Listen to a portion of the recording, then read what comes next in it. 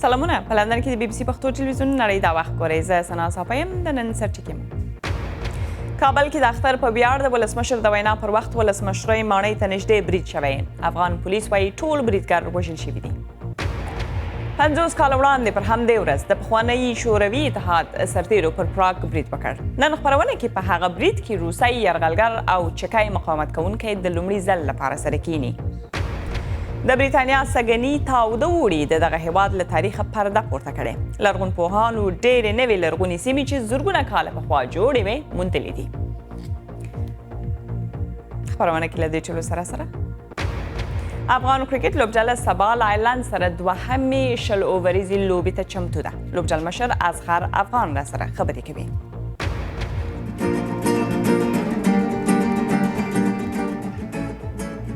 او د اختر او خوښیو په ویاړ مو نن د کابل رستورانونو یا خوړنځایونو ته بیایو چې په ژوندۍ بڼه پکې د موسیقۍ غږولو دود په ډېرېدو دی.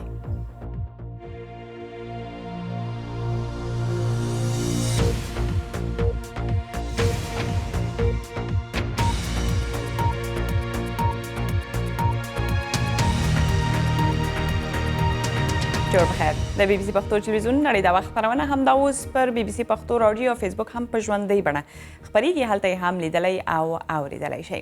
د افغانستان په پلازمینه کابل کې چارواکي وایي هغه اورپکي یې ټول وژلي دي چې نن سهار یې پر حکومتي ودانیو هم مهاله بریدونه کړي وو. لږ تر لږه 3 کسانو ارګ ماڼۍ ته نږدې هغه مهال بریدونه وکړل چې افغان ولسمشر اشرف غني ولس ته د لوی اختر په مناسبت وینا کوله. افغان ولسمشر له طالبانو سره د 3 میاشتو مشروط اوربند اعلان کړی دی، خو تر اوسه یې په اړه طالبانو څه نه دي ویلي. د ننني برید مسؤلیت هم چا تر اوسه نه دی منلی. نور حال له کابله آریا احمدزی لري. افغانستان عظیم او سرلوړي ملت ته د لوی اختر مبارکي وایم. خلکو ته نیکمرغه اختر غواړي، خو د دولت وسلوال مخالفین یې په هوانونو هرکلی کوي. ارګ ته شاوخوا سیمو کې د ولسمشر د وینا پر مهال پرله پسې هوانونه ولګېدل. ولسمشر سملاسي خپل اختریزه وینا پرې او د برید په غبرګون کې یې واضحه پیغام وړاندې کړ.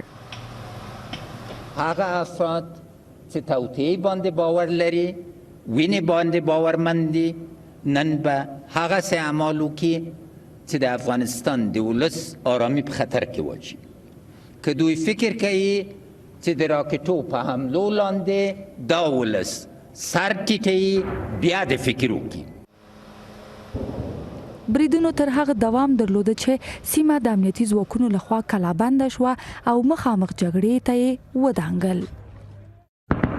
چارواکي وایي 2 بریدګر یوې ودانۍ کې ځای په ځای شوي وو او له هغه ځایه ولسمشرۍ ماڼۍ، دولتي ودانۍ، ناټو او سفارتونه په نښه کول. د چارواکو په وینا په دغه بریدونو کې 6 ملکی کسان او 2 پولیس ټپیان شوي دي. د ملت ارادې ته لبیک وایي. ولسمشر غني د خپلواکۍ جشن په ورځ یو ځل بیا طالبانو سره د 3 میاشتو مشروط اوربند اعلان کړ چې طالبانو لا هم ورته مثبت ځواب نه دی ویلی. خو د ولسمشرۍ ماڼۍ ویاند وایي چې دوی هر کله اوربند ته چمتو دي. پیام حکومت وحدت ملی د ملي حکومت پیام د اوربند په اړه واضح دی او دا ځل مو یو اوږدمهاله فرصت ورکړی. هر کله چې طالبان اوربند ومني موږ ورته ښه راغلاست وایو. د اختر لومړۍ ورځ سیوا له کابله په ټول افغانستان کې د تاوتریخوالي له کومې جدي پیښې پرته تر دې دمه ولمانځل شوه. افغانان د خوښیو په دې شپو ورځو کې لا هم سولې ته هیلهمن او د سولې لپاره لاس په دعا ناست دي تر څو یو اختر یې دعا او سوله تل پاتې شي. آریا احمدزی، بي بي سي، کابل. لکه د آریا احمدزی په رپورټ کې چې وویل شول، په کابل کې د ننني برید مسؤلیت لا تر اوسه چا نه دی منلی. په تېرو وختونو کې دې ته ورته حملې طالبانو کړې وې. طالبانو ته افغان ولسمشر اشرف غني د اوربند وړاندیز کړی دی. دا چې دا ډول پیښې به د اوربند او سولې پر وړاندیز نظر بدل کړي، پر وړاندې به نظر بدل کړي او که نه، په دې تړاو په کابل کې د بي بي سي د دفتر له مشر شعیب شریفي سره خبرې کوو چې همدا شیبه سټوډیو ته را سره وصل دی. شعیب جان، ستړی مه شئ، دغه برید به د اوربند او سولې مخالفینو ته پلمه په لاس ورنه کړي؟ سنا جان، د تاسو او د کتونکو اختر دې مبارک شي. داسې دی چې طالبان تر اوسه په رسمي توګه د افغان حکومت دغه وړاندیز نه یې منلي، نه یې هم رد کړي دي، او تر یو ډېره حده پورې نن زموږ خپل ولایتي خبریالانو سره خبرې وکړې. نن په ګرده هیواد کې داسې مهمې امنیتي پیښې چې د طالبانو کوم برید وي رامنځته سوي نه دي، نو داسې ګڼل کېږي چې ګواکې طالبان حداقل د اختر په شپو ورځو کې یو نااعلم سوی اوربند خپل منځ کې ګواکې پړې کړي دي. لکه چې مو وویل د برید مسؤلیت لا تر اوسه چا په غاړه نه دی اخیستی. پخوا چې به هر ډول دغه ډول یو پیښه کېدله ژر به یو چا یې پړه منله، اوس ولې څوک نه دي رامخته شوي؟ کله نه کله هم داسې کېږي، خو نن حتی نن سهار دا پیښه چې وشوه موږ د طالبان وایین سره خبرې وکړې. هغوی وویل چې موږ پلټنې کوو چې آیا دغه پیښه کې موږ کسان لاس درلود او که نه. بیا مازدیګري دوی رسما وویل چې د کابل برید شاته دوی نه و. پخوا هم داسې سوي دي، خاصتا هغه بریدونه چې د اسلامي دولت نومې ډلې وکړي، کله نه کله حداقل یوه ورځ نیسي تر څو چې دوی یو چیرې دغه برید مسؤلیت ونیسي. خو تر اوسه معلومه نه ده چې رسما رښتیا هم دغه برید چې طالبان نه دي کړی کومې ډلې کړي، ولې چې افغان حکومت وایي چې په افغانستان کې دوی تقریبا 22 ډلو سره مخامخ دي. خو پخوا یا به طالبان دغه بریدونو په پر غاړه اخلي یا هم د اسلامي دولت نومې ډلې. اوس طالبان دغه پر غاړه نه دي اخیستی. دا به معلومه سي چې د نننۍ کابل پیښې په اړه کومه ډله و. کور مو ودان ژوندی اوسئ شعیب جان. زموږ همکار شعیب شریفي و په کابل کې. اوس هم یو څو نور لنډ خبرونه. د هند په کیرالا کې د سیلابونو له امله تر 1 میلیون ډېر خلک بېکوره شوي او په کمپونو کې اوسېږي. اوس ژغورونکي ډلې لګیا دي او اړمنو خلکو ته اوبه، خواړه او ډېر نور د اړتیا وړ توکي په کښتیو کې رسوي. فکر کېږي سیلابونو تر اوسه تر 400 خلک وژلي دي.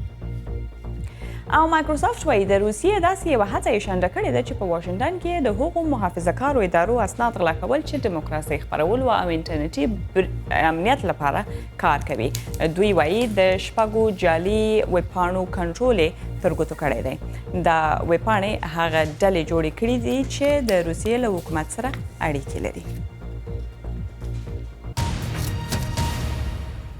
50 کاله وړاندې پر همدې ورځ د پخواني شوروي اتحاد ځواکونو پر پراګ برید وکړ. څه باندې 200,000 سرتیري پر پخوانۍ چکسلواکیا ورغلل چې دغلته د پیل شویو اصلاحاتو مخه ونیسي. د هغو اصلاحاتو موخه دا وه چې د هغه مهال دغه کمونیست هیواد لیبرال کړي.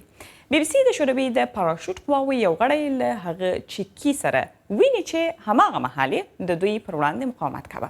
دوی د 1988 کال هغه برید یادوي.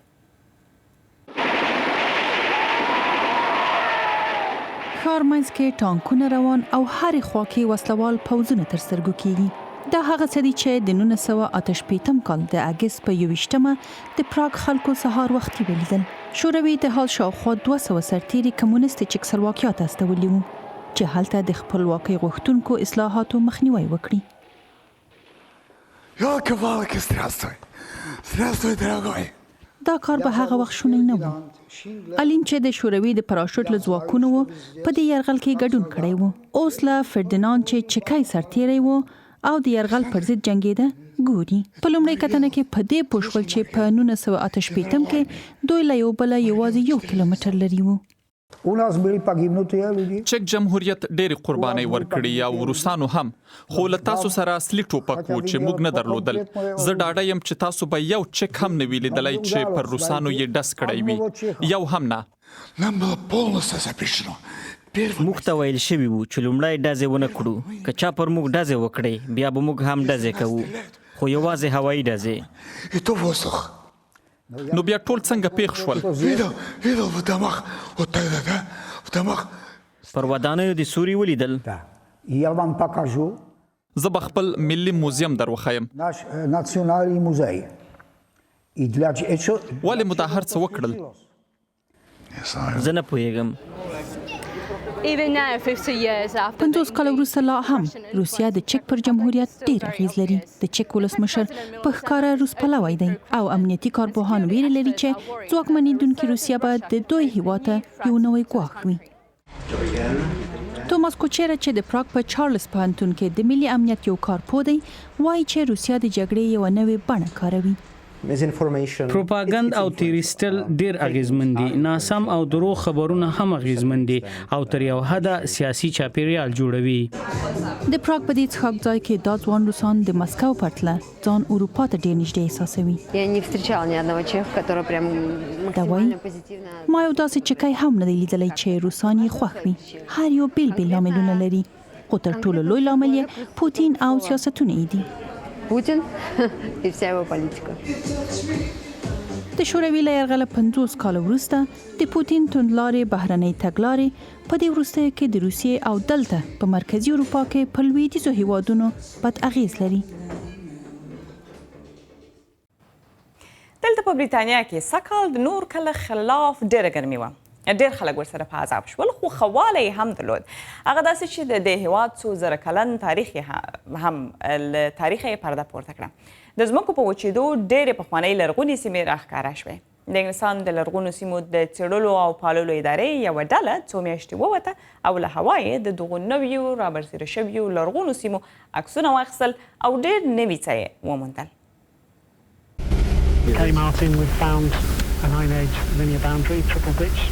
دای ډیمین ګریډي نومیږي. د تاریخي انګلند ادارې یو هوایي لرغونپوه دی. د سیګني وړي دلته بریتانیا کې ځینې مشهور ځایونه راسپړلي دي. دا د سټرفورډشایر سیمې ټیکسل دی. هی اړخ ته په کتو د یو ورک شوي کور نښې ښکاري او اکسفورډشایر کې بیا له تاریخ وړاندې د یوه استوګنځي بشپړه بڼه رابرسېره شوې ده. ان د ویلشایر اولډ ساروم کې هوایي ډګر خپل رازونه لري. له بره هوا اخیستل شوي انځورونه لاندې کرونده کې 3 اوږدې لیکې ښیي خو له نږدې بیا ډېرې روښانه نه برېښي. دا یو داسې خندق دی چې نیټه له اوسپنیز پیر مخکې ته رسیږي. دا لرغوني خندقونه د کلونو اوږدو کې ډک شوي او نوې خاوره په بیل ډول وچیږي چې بیا تر شا لیکې پرېږدي. د خندق چې پرې د پاسه ولاړ یو 2.5 کاله زوړ دی. هو همداسې ده. خبره همداسې پسې اوږدیږي. دلته د ډیوون بیکټن کې وچ موسم د روم زمانې یوه کرونده راسپړلې ده. داسې یو کال هیڅ کله نه دی تیر شوی. له ډیمیان پوښتو چې څه حالت ګوري. سخته ده په ډاډه خبره وشي ځکه ډیر وخت بوخت وو او د درېدو هیڅ وخت مو نه لاره خو ښایي شمېر یې سلګونه وي. ځینې تر ټولو په زړه پورې موندنې دلته له میلټن کینز سره دي. د مایک ډیویس مځکه چې سلګونه متره پراخوالی دا ډول کروندې پوښي. دا ټول د مایک لپاره یوه نوې خبره وه. پوهیږو چې نورو ځایونو کې هم یو څه شته خو دا یو داسې څه دی چې هیڅ کله مې پخوا نه دی لیدلی. 15,000 کاله زوړ تاریخ ناببره رابرسېره شو خو اوس دلته هیڅ هم نه ښکاري. له لږ څه باران او د غلې حاصل سره دا لرغونې لارې او ګودرونه هم ورسره ورکېږي او تاریخ ته ورستنېږي. د بي بي سي پښتو تلویزیوني خپرونه ګورئ. د خپرونې لومړۍ برخه مو همدومره وه. اوس لږ لنډ دمه لرو بېرته راستنېږو نو راسره اوسئ او چیرې مه ځئ. پر فیسبوک لایو مو د اختر له مبارکیو ډېره مننه. کور مو ودان ستاسې هم اختر مبارک شي. دوهمه برخه کې مو د کابل یو رستورانت ته بیایو او دا ګورو چې په ژوندۍ بڼه د موسیقۍ غږول پکې ډېر شوي دي.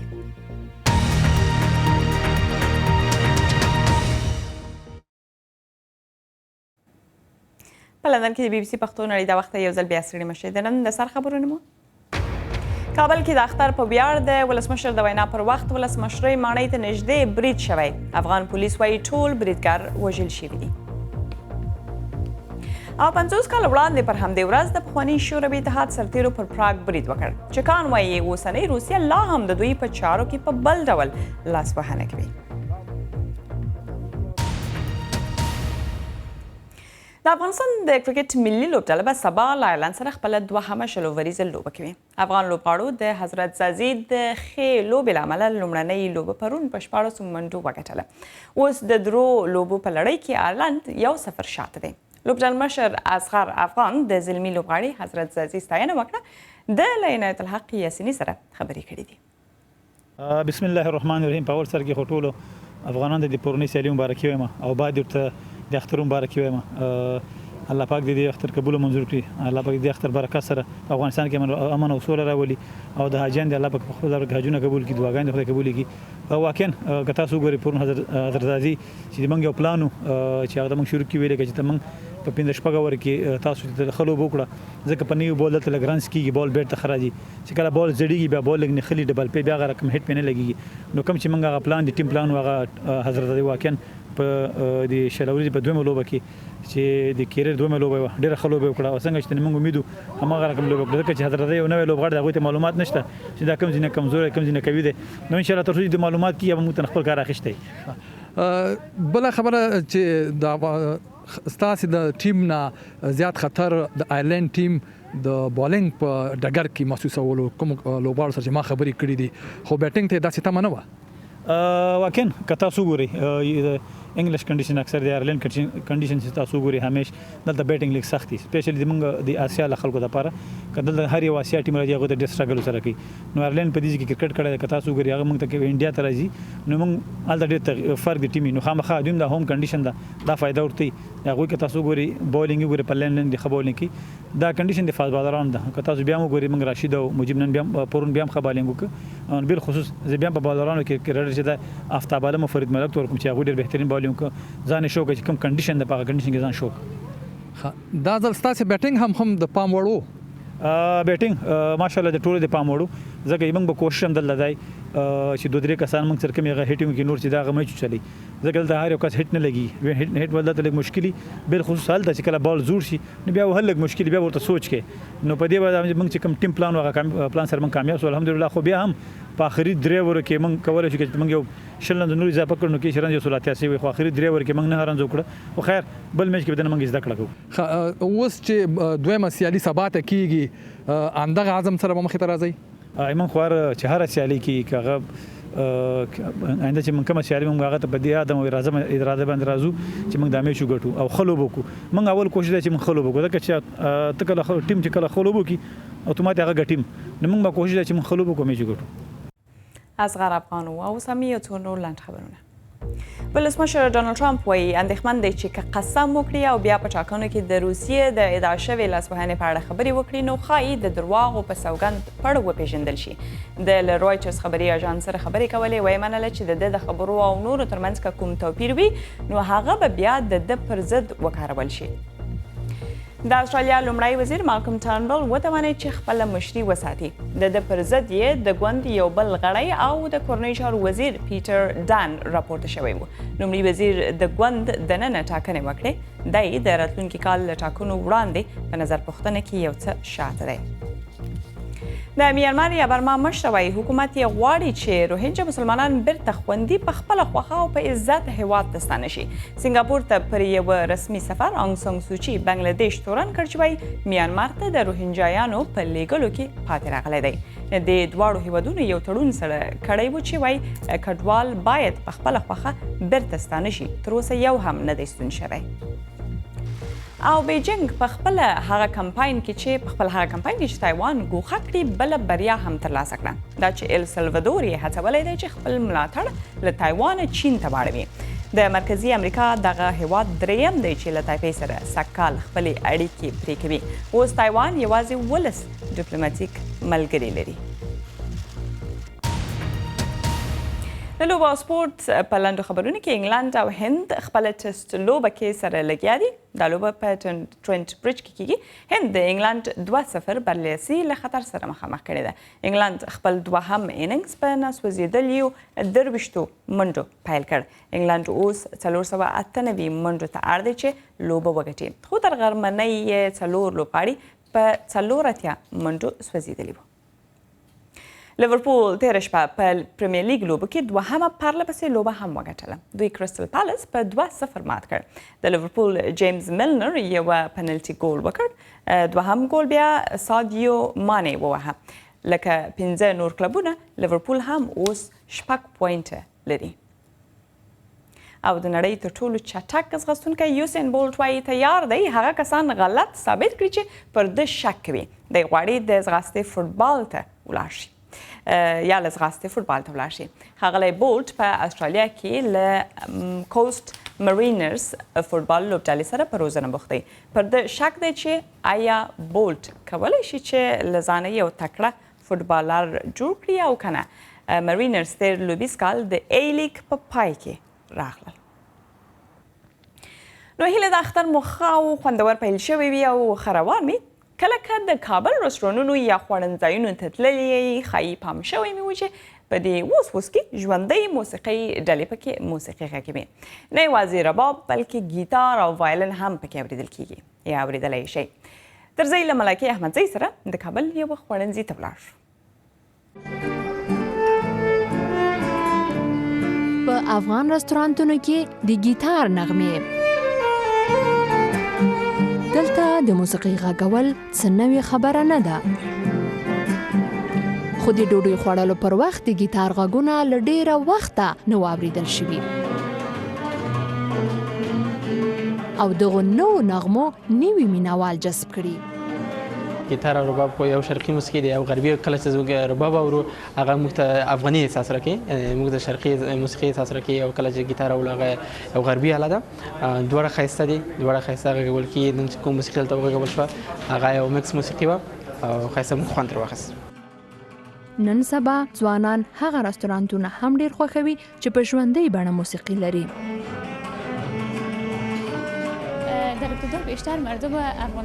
په لومړیو کې ډیرو افغانانو د ختیځي موسیقۍ له آلو سره ډیره مینه درلوده، لکه رباب، طبله او داسې نور.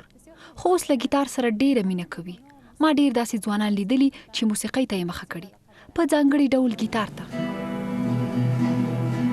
د دغو هنري ګوتو نغمې په ناامنه کابل کې د ژوند یو بیل انځور دی. بهرني خواړه او بهرنۍ موسیقي هغه څه ده چې د کابل یو نیم رستورانتونو ته یې نوی رنګ ورکړی دی. خو دا ډول په ژوندۍ بڼه موسیقي بیا د خوړو خوند لا زیاتوي. د ګیتار دغه کوچنۍ ډلې لومړنۍ مسلکي زده کړې په کابل پوهنتون کې کړې. افغانستان کې داسې د ګیتار ګروپ نه وه. موږ ویل چې یو نوی کار وکړو افغانستان ته او د ګیتار یو ګروپ جوړ کړو. دغه ګیتار غږونکي دلته پیسې نه ګټي. دوی وایي د ګیتار په نغمو د خلکو زړونه ګټي. کابل کې ګیتار او وایلن نن سبا د ځوانانو لاس کې ډیر لیدل کیږي او له نغمو سره یې ورځ تر بلې دلته غوږونه لا ډیر آشنا کیږي. ملائکه احمدزۍ، بی بی سی، کابل. درځئ په تلو کې د اندونیزیا جاکرتا ته ولاړ شو. دغلته د 2013 کال اسیایي لوبې کیږي. یو بله دودیزه لوبه چې د ډیرو خلکو پام یې ځان ته اړولی دی د لکړې یا لرګي ختلو ده چې پنجات پیانګ یې بولي. د لوبه کې 4 ډلې برخه اخلي او بیا خیژي او هڅه کوي هغه ډالۍ تر ګوتو کړي چې د لرګي یا لکړې پر سر تړل شوي وي. د دې لوبې تاریخ د اندونیزیا هغه وخت ته رسیږي چې هالند پرې واکمني کوله. نو دا خپرونه مو هم همدلته پای ته رسیږي، خو که مو پوره نه وي لیدلې او یا یې غواړئ بیا وګورئ کولی شئ زموږ ویبپاڼې ته ورشئ. پر بي بي سي پښتو ټکي کام یې په پوره ډول لیدلی، لوستلی او اورېدلی شئ.